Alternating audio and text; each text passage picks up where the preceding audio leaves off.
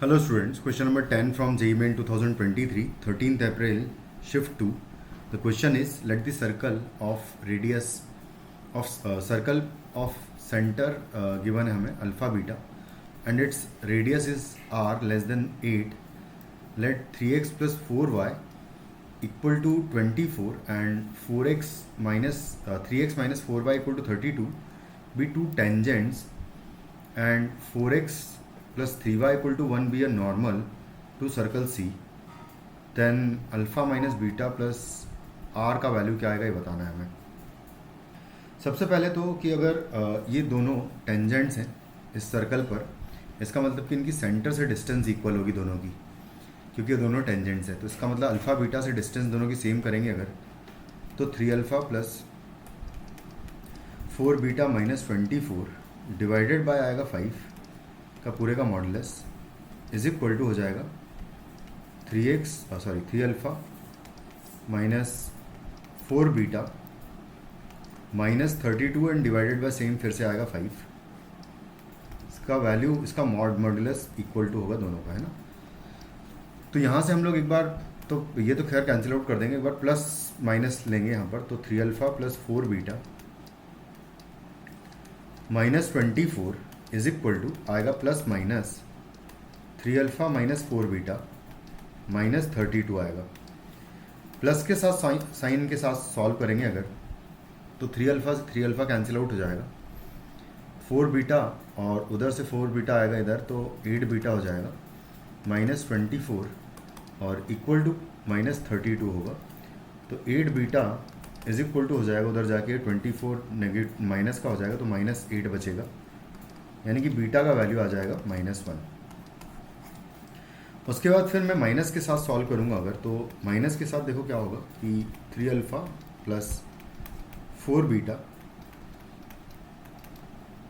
Minus 24 equal to minus 3 alpha and आएगा plus 4 beta और आएगा प्लस 32।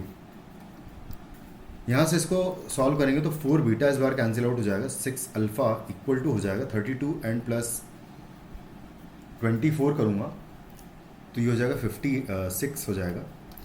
तो अल्फ़ा का वैल्यू हो जाएगा ये 56/6 हो जाएगा। 56/6 को हम लोग कैंसिल आउट कर देंगे बेसिकली, तो अल्फ़ा का जो वैल्यू है ना 2 से डिवाइड कर देंगे तो 28/3 आ जाएगा, ये आ जाएगा। तो दो वैल्यूज़ पॉसिबल हो रही है देखो। और दूसरा ये कि अल्फ़ा बीटा पॉइंट बेसिकली इस नॉर्मल पर भी लाया करेगा, क्योंकि सर्कल का नॉर्मल सेंटर से पास होता है, तो यानी कि 4 alpha plus 3 beta equal to 1 भी होगा, क्योंकि वो नॉर्मल की इक्वेशन को सेटिस्फाई करेगा। अब दो केसेस हैं, अगर बीटा इक्वल टू -1 हुआ तो बीटा -1 के केस में 4 alpha minus 3 is equal to 1 होगा and alpha is equal to 1 आ जाएगा, यानी कि एक सेंटर आपको मिल रहा है 1, -1। सेकेंड केस कि अगर अल्फ़ा इज इक्वल टू 28/3 हुआ, तो उस केस में यहाँ अगर अल्फ़ा की वैल्यू पुट करूँगा तो 4 इंटू 28/3 है एंड प्लस है 3 बीटा इज इक्वल टू 1। तो यहाँ से बीटा का वैल्यू आ जाएगा, 3 बीटा का वैल्यू बेसिकली 1 माइनस 56 का डबल करेंगे तो 112 हो जाएगा ये, तो 112 माइनस डिवाइडेड बाय 3 आएगा। तो यहाँ से बीटा का वैल्यू हम लोग निकाल लेंगे, इसको सब्ट्रैक्ट कर दूंगा अगर मैं, 109 हो जाएगा यहाँ पर माइनस का एंड डिवाइडेड बाय 9 आ जाएगा, तो यानी कि बीटा का वैल्यू आ जाएगा ये। तो यानी कि इस सिचुएशन में हमारे पास जो सेंटर आ रहा है वो आ रहा है 28/3 कॉमा -109/9। ये दो सेंटर पॉसिबल हो रहे हैं, एक तो ये वाला और एक ये वाला, लेकिन दोनों करेक्ट नहीं है क्योंकि हमें कंडीशन भी गिवन है यहाँ पर कि r जो है लेस देन 8 होना चाहिए। तो दोनों के सिचुएशंस में हम लोग r निकाल लेंगे, और r क्या होगा, इन दोनों पॉइंट्स की डिस्टेंस किसी भी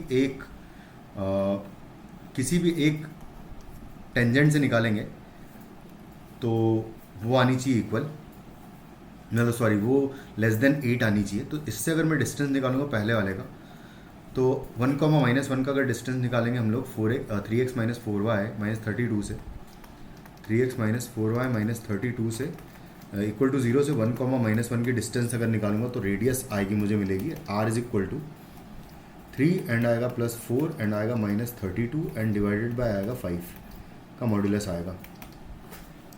तो ये हो जाएगा 7, 32 - 7 करेंगे अगर तो 25 आ जाएगा, 25/5 जो है 5 हो जाएगा। तो हाँ, यही केस काम में आएगा, ये नहीं आएगा फिर इसका मतलब। तो r जो है लेस देन 8 बोला है, तो हाँ 5 आ रहा है, लेस देन 8 है, तो यानी कि अल्फ़ा बीटा हमारा ये पॉइंट है। और अगर अल्फ़ा बीटा ये पॉइंट है तो इसका मतलब हमें वैल्यू निकालनी है alpha minus beta plus R का वैल्यू। तो alpha minus beta plus R is equal to हो जाएगा 1 माइनस +1 हो जाएगा ये भी, एंड +5 कर देंगे तो 7 जो है हमारा फाइनली इस क्वेश्चन का आंसर हो जाएगा। Thank you.